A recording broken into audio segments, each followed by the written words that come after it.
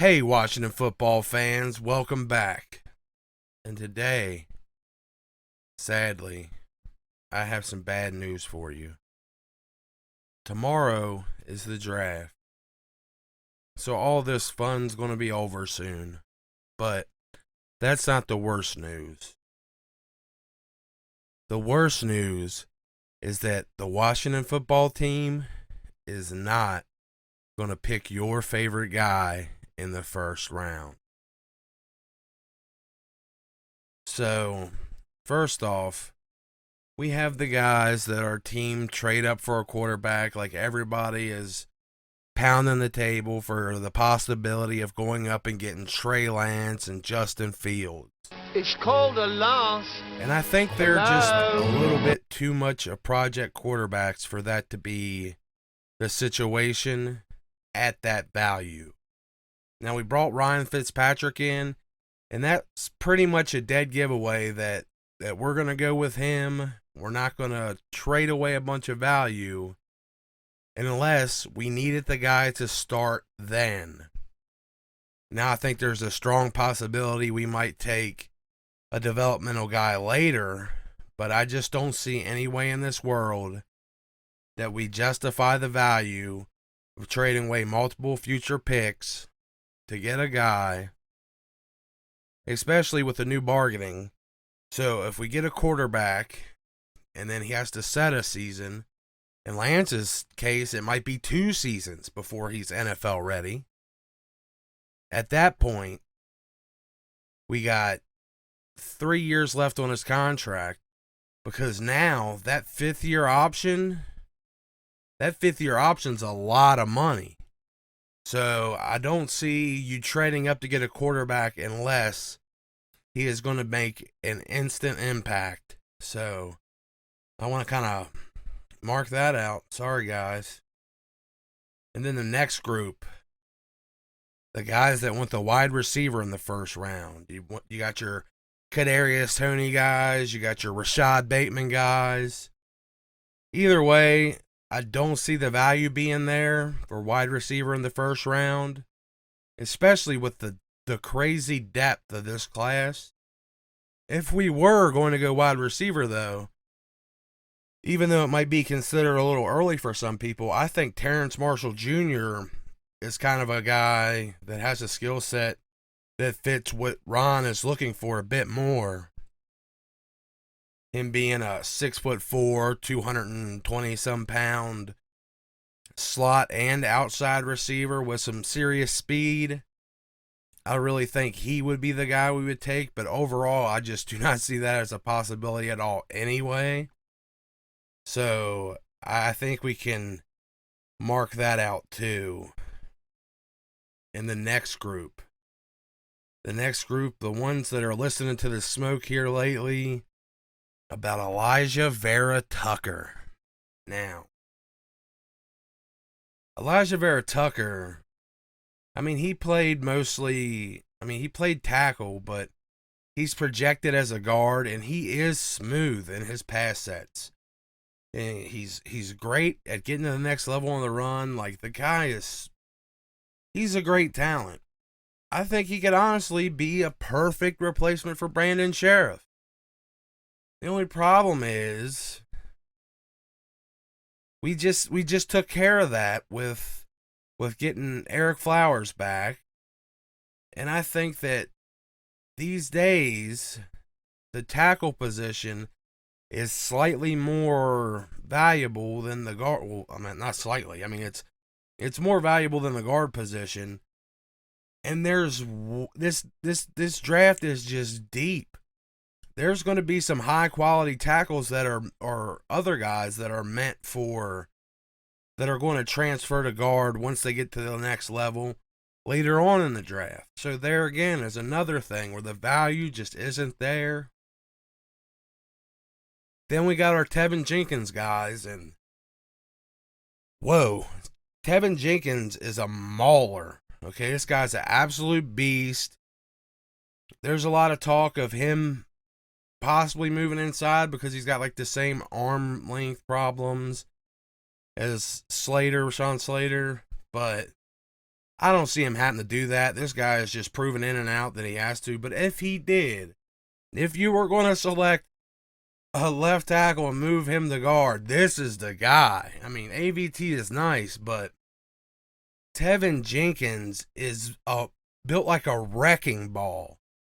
And he's viciously athletic, and he just has cruelty to his game as an offensive lineman. I love to watch him play.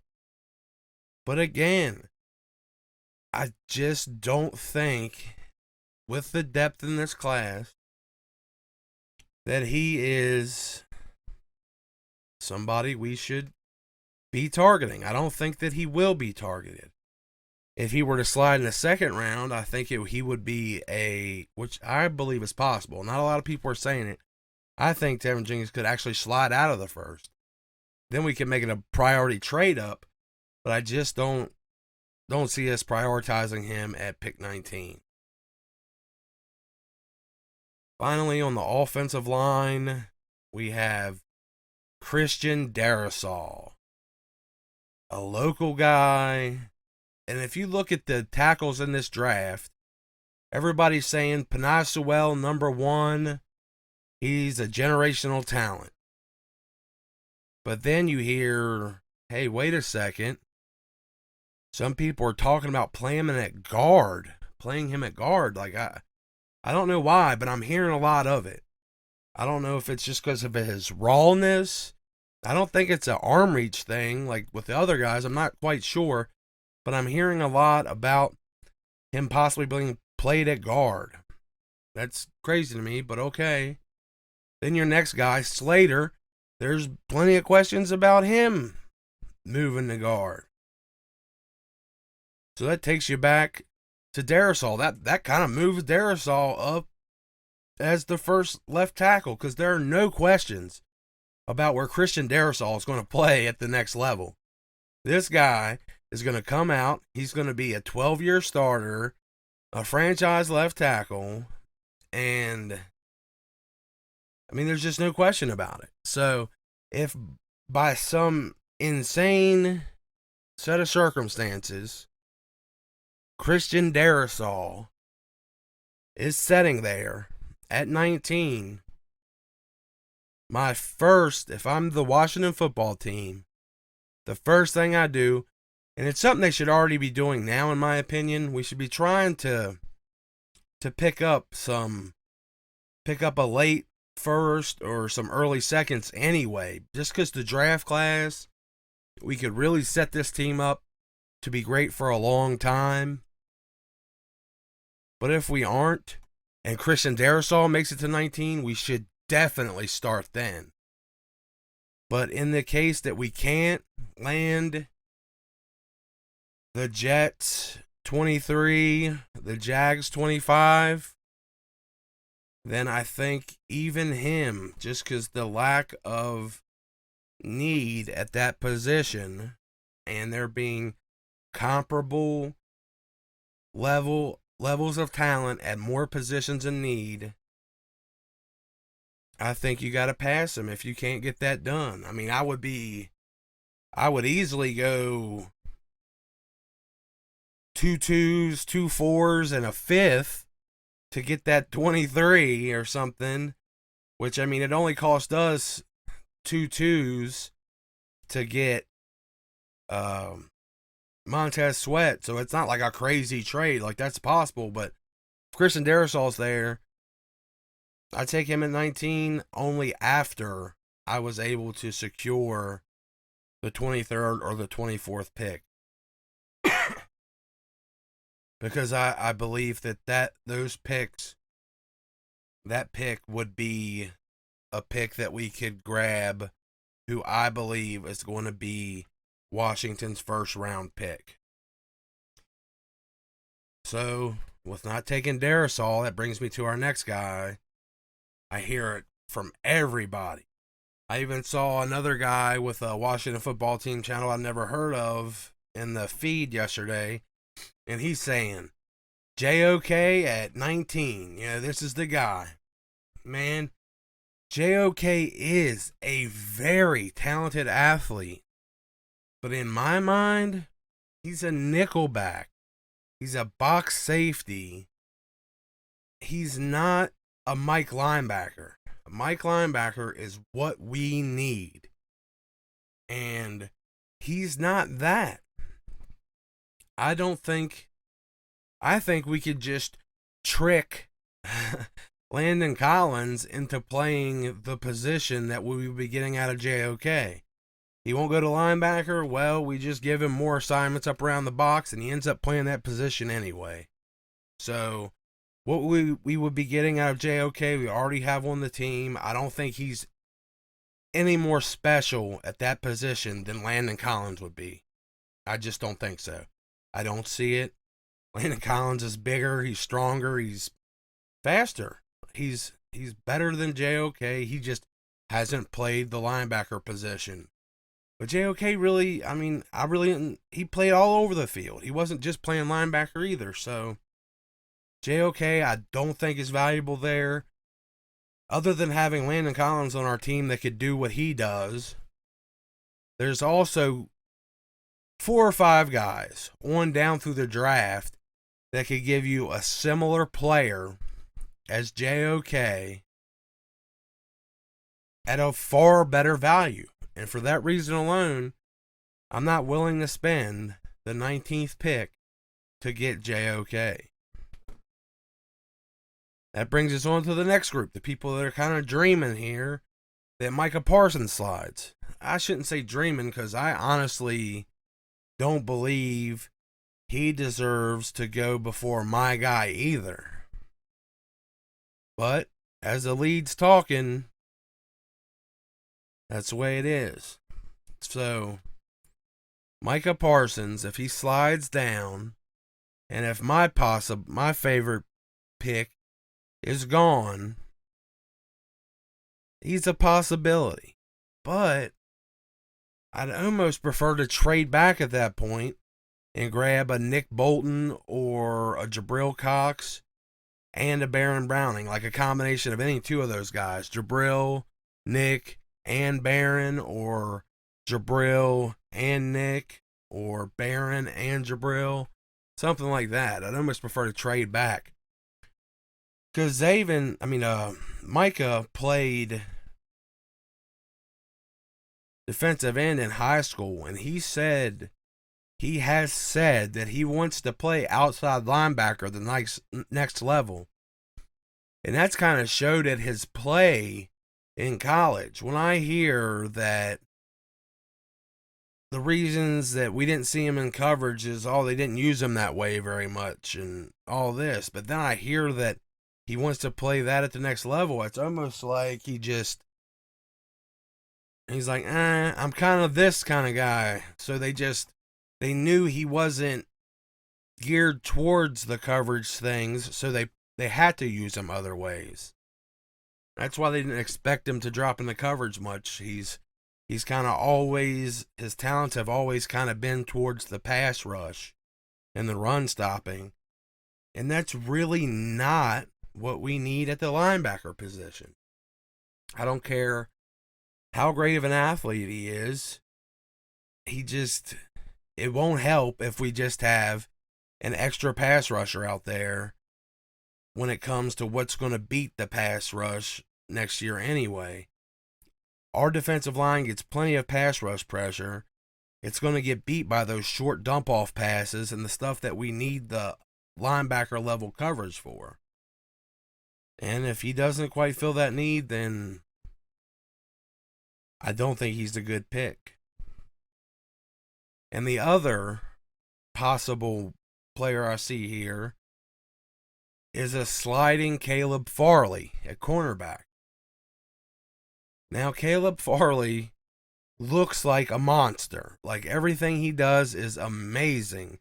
He's so fast. He's so athletic. This guy's just twitched up. And he's good at the position. He has good anticipation. He knows where to be. Like, he sticks to wide receivers like glue. He's he's a great college corner. My biggest problem is I just don't see corner as a good, like, it's not a value pick in the first round. Like, it's almost as much of a crapshoot as quarterback, really. Like, corners, most of the time, they're not as good as advertised, first of all, coming in. Second, if they are good, they usually take years to develop. And I mean, that's the whole point of the first round pick, is that you have a high quality player for years on a contract. So if we only get 2 years at a high caliber play for him before he demands a high salary, then that was a horrible value. If we just paid him to become the player that some other team is going to reap the benefits from, that's horrible value. So I just don't see Caleb Farley or any corner being worth the pick 19. And finally, I mean, if you guys haven't guessed it, I've let it Freudianly slip a couple times. But pick 19, I have as Bronco Nagurski. And if you've watched any of my videos, you know this is my guy. Bronco Nagurski and Chuck Bednarik, College Defensive Player of the Year, Zaven Collins. Now, I've got multiple videos saying why Zaven Collins is the guy and what makes him the guy, but I'll go over a little bit more of that and then dive into some more reasons why I think so. So just Zaven as a player is something, I think, this is what I think of as generational. We haven't seen a guy like Zaven Collins since ever, but closest thing was Brian Urlacher. Okay, Hall of Fame linebacker Brian Urlacher. Zaven Collins is 6'5", 260 pounds when he's playing, 270 pounds right now. And he's not just a pass rusher. He's not just a box linebacker, like downhill linebacker. This guy is, after Jabril Cox, in my opinion, the best coverage linebacker in the draft. He has hips like a cornerback that he can drop back and get depth with. He can turn and run and stay with your tight ends, slot receivers. He's just, and he has an ability. He grew up as a gymnast, strangely enough. And that kind of, you see that when you see the fluidness, the smoothness, and the grace that he moves around the field. He actually grew up a competitive gymnast, and he played quarterback at high school. And from him playing quarterback, he has learned how to read the quarterback at an elite level already. That's something that NFL players don't get for years into their career sometimes. Linebackers don't learn how to read the quarterback till 5 or 6 years in sometime. And some never do. But he already understands how to read the quarterback because he's played quarterback. And that leads to him being a crazy playmaker in coverage. Now, all his special talents and abilities, he does everything great a linebacker does, plus he does great things in coverage. You want a comp, he's like Brian Urlacher mixed with Bobby Wagner. Okay, but more graceful around the field. It's crazy. But and then on top of that, Ron has had as many interviews, as much contact with him that is allowed by the league. This is Ron's guy. Ron was a linebacker. His first big boy job, well, two of his first 3 jobs in the NFL were with the Chicago Bears. But his first big boy job was as a defensive coordinator for them. And he had Brian Urlacher the 3rd year into his career. So for the next, I think he was there 5 years or something. For the next 4 or 5 years that Ron was in Chicago, he saw Brian Urlacher. He coached Brian Urlacher. He helped develop Brian Urlacher into the Hall of Famer he would become. Ron saw that up close. He knows what a difference that makes on a team. That Chicago team was pretty good defensively. It didn't have our D line, though.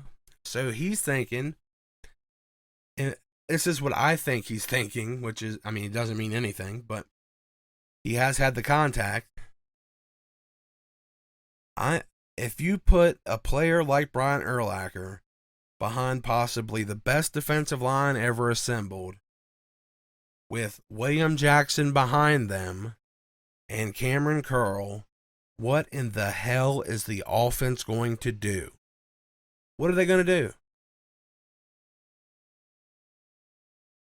I just think that it makes the most sense. I think that Ron sees it. I think that all this, anything else is smoke. He's had the most, interviews with this guy. He fits what we need the best. And he is, in my opinion, a generational talent. So that's why I think that the Washington football team is going to pick my guy and not your guy. But as a consolation, I am going to show you now some mock drafts that I ran on PFF, different scenarios. And I did all this to explain what my first pick is going to be in all these drafts. So, yeah, let me go ahead and show you those. Okay, on to the mocks. So, as I alluded to before, I have some trade scenarios in here with the Jets and with the Jags. So, I'm going to start out with the trade scenario with the Jets. I ran these on PFF so I wouldn't just come free of any resistance and just get to name whatever pick I thought would be there at that position. I actually ran it against the simulator. So here, Christian Darrisaw actually made it to us at 19, which I really don't see happening. But hey, anything can happen in the draft. If it happens here, like I said, instantly on the phone with the Jets, trying to get their 23 so we can lock down both of our first round targets. And in this case, I went ahead and traded for their 34 as well. It cost a first and 2 seconds to get a first rounder and a second, but they're all next year. So, hey, it's a lot of value. So we get Darrisaw, we get Zaven Collins. Then at 34, we get Kellen Mond. This guy, as far as quarterbacks in this draft go, this is my guy. I think he's a better thrower of the football as Mac Jones. I think he's a better processor, and I think he's mobile. If he had been on any of the teams of the top quarterbacks, either facing the lower competition that BYU was playing or with the team that Trevor Lawrence had, the team Mac Jones had, the team Justin Fields had, the combination of the team and the lack of competition that Trey Lance had, if any of those situations had happened to Kellen Mond would be at the very least the third overall quarterback in this draft. But he was playing top quality competition with a shitty team around him. I think he's very pro ready, but we let him set for a season behind Ryan Fitzpatrick, and he comes out next season and lights the league on fire, especially with this receiving core. He could probably do it this season. He's never had the players around him that he would have here. So, Kellen Mond, our franchise quarterback of the future, this would be our guy. Then back at pick 51, we got Jabril Cox, best coverage linebacker in the draft, then double dipped in linebacker. I took care of linebacker position pretty hard in this draft. Honestly, I think it could use it. I think we could take 3 linebackers in this draft, especially if we picked up extra picks. But Jabril Cox, to go along with Zaven Collins, the linebacker group is nasty. Then at 74, De'Ami Brown has slid here. De'Ami Brown is the best deep threat in this draft outside of one of the top three. But I think he gets off the line and gets down the field better than anybody else. He's about Terry McLaurin's size, and he has crazy deep field speed. Like, Dyami Brown is truly underrated, and here at 74, he's a steal. We still need a deep threat. He would be perfect. If we're not going to get a big receiver like Ron's kind of wanting, then we fill that other role we need of that real deep, like top off the defense kind of guy, home run hitter. Dyami Brown's perfect there. And then 82, I polish off the linebacker class there. I get Baron Browning, another throwback size, freaking nature, super athlete at the linebacker position.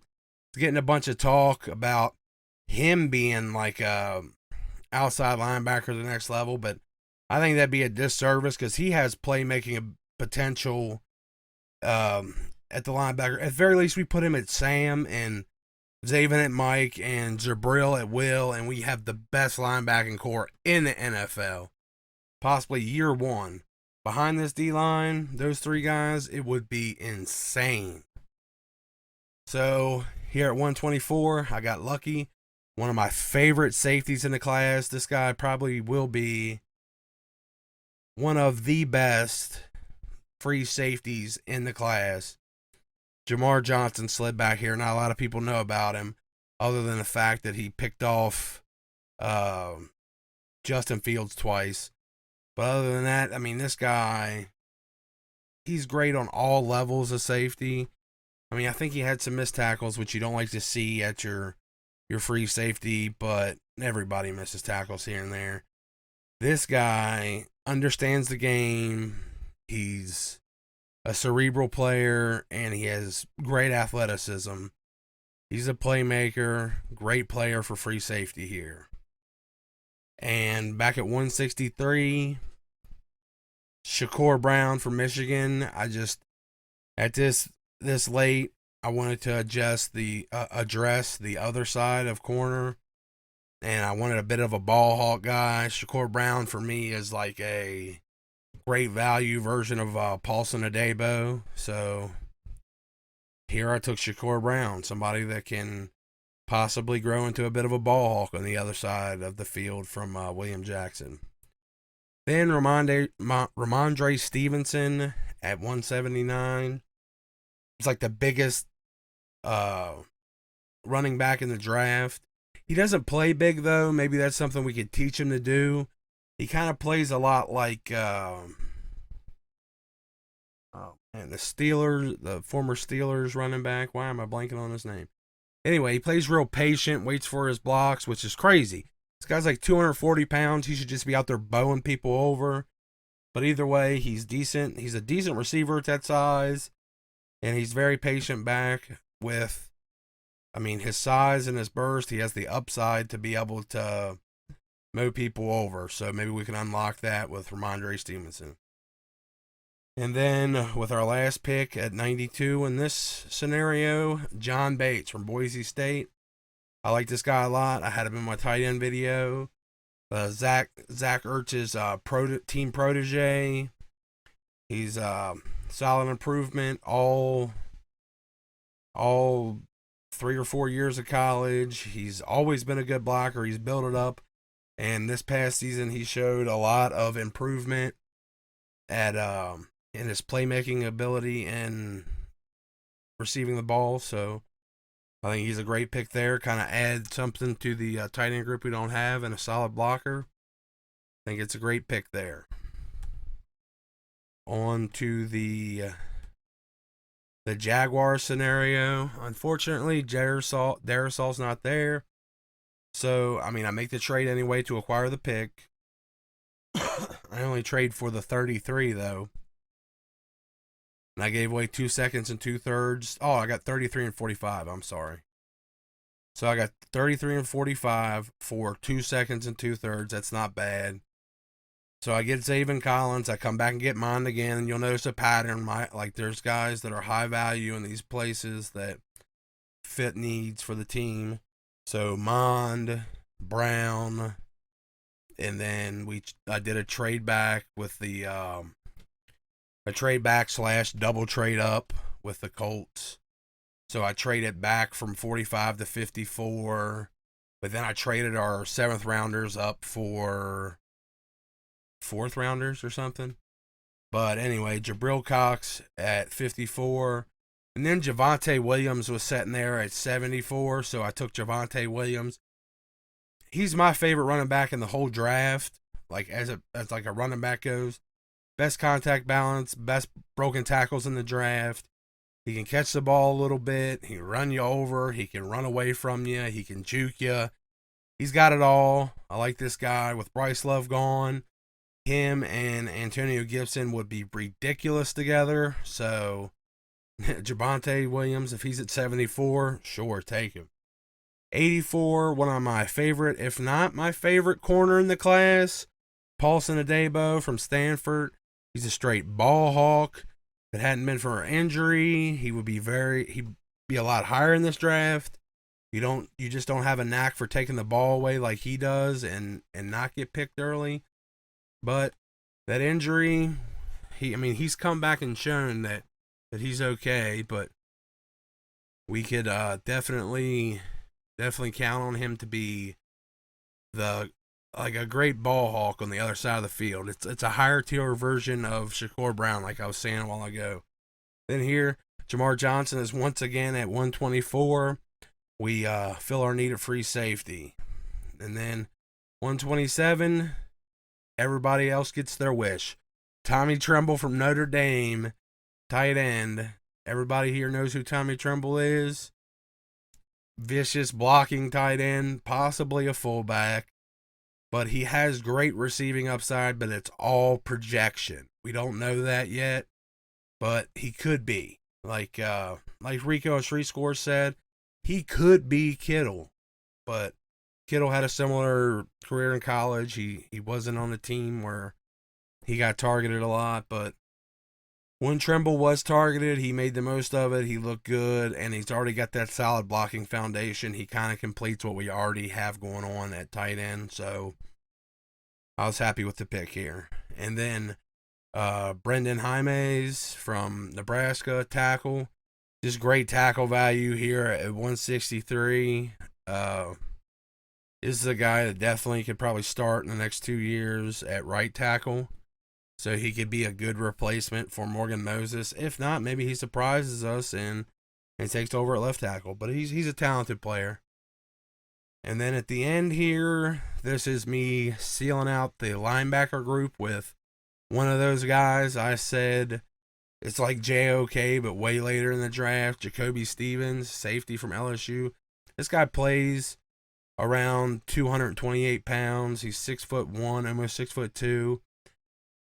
All of his combine or his pro day stuff was better than JOK's, and he usually plays bigger, but he had cut then to prove that he could play free safety. But he's kind of a freak athlete. He would be the perfect will linebacker convert. So him, Jabril Cox, and Zaven Collins complete our linebacker group in that draft, and just a lot of talent to really make this team whole and give us a real shot at being something great. Now I'm going on here to, this is a realistic draft with some late round trades. So this isn't me trading, for these extra early round picks. It's me just trading some later stuff. I still get Zaven at 19. I look out and I get Kellen Mond at 51. I don't see that happening. I really think somebody's going to have him by the Steelers pick. Or not the Steelers pick. Maybe before the Steelers pick. So maybe we do get lucky and get him. But I really think we're going to have to trade up in the second round to be able to get him. Javonte Williams, again, was sitting there at 74. I had to take him. Paulson, if you're noticing a trend here, it's because I like a lot of these guys. I think they're great value at the position. So again with Paulson and Debo, again with Jamar Johnson.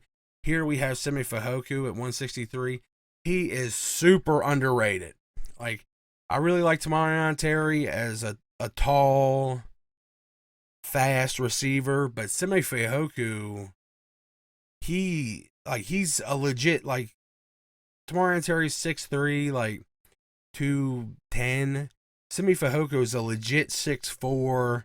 He's 220 pounds plus, and he's a legit 4.4 speed guy. He makes some nice diving catches. He runs away from people. I don't know why he's so underrated. Simi Fehoko would be a steal here at 163. Then back again to Jacoby Stevens and John Bates. I already explained why I think that they'd be great on this team. Did some little draft jiu-jitsu there to come up from the end up higher to make sure I got those guys there at the end.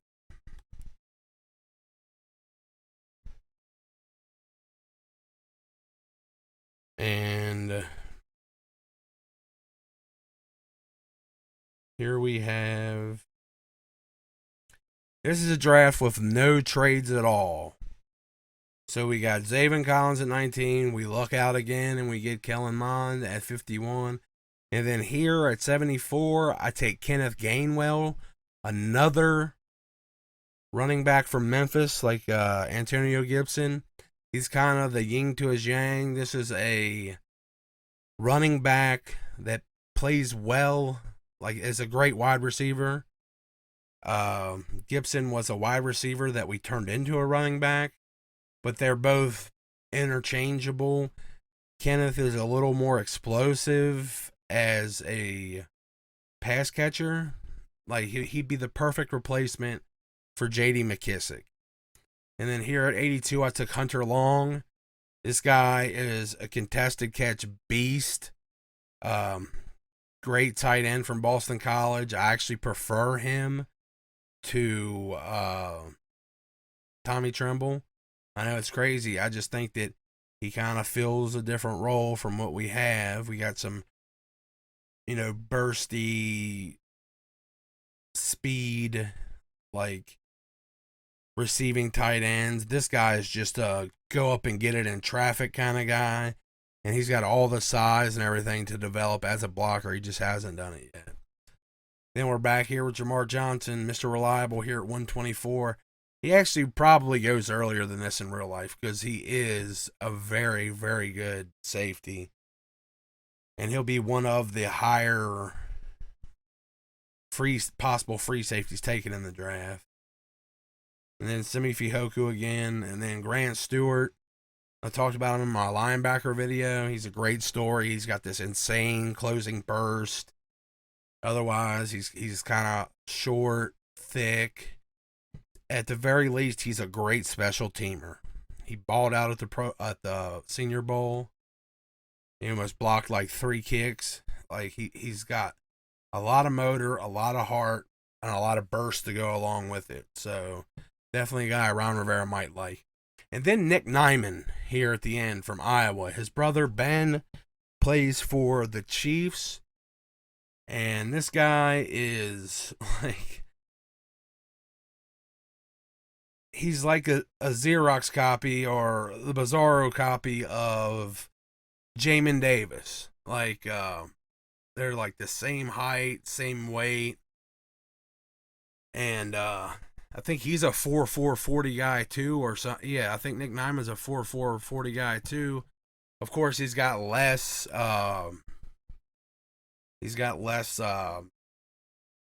Vertical leap and explosion, but I think he had a better, of course he had a better cone because Jamin Davis didn't run any of the agility drills, but this guy did really good on all the agility drills. And he played at Iowa. He didn't really have any breakouts. He had some really good games, but he never really broke out. But he's got like all the physical attributes that you want. And he has really good speed. He's a 4.47 40 guy or 4.45 40 guy or something. Like that at 240 pounds at 6'3". I mean, that's really good. So, I mean, why not take him as a developmental guy, especially the second to last pick in the draft? His brother's already an NFL player. I think he has promise. So that's what we have. Let's wrap it up. This is going to be probably the last video before the draft. I mean, no probablys to it. I'm pretty sure this is the last video before the draft. So, let me know what you guys think. What was the best scenario in that whole situation? I know they all were pretty similar, but they all had their little differences. What do you think would be the best one? If you like the video, like the video. If I made you mad by letting you know that your guy's not going at 19, let me know down below. And like, comment, and subscribe, y'all. Yeah. Love y'all. Peace.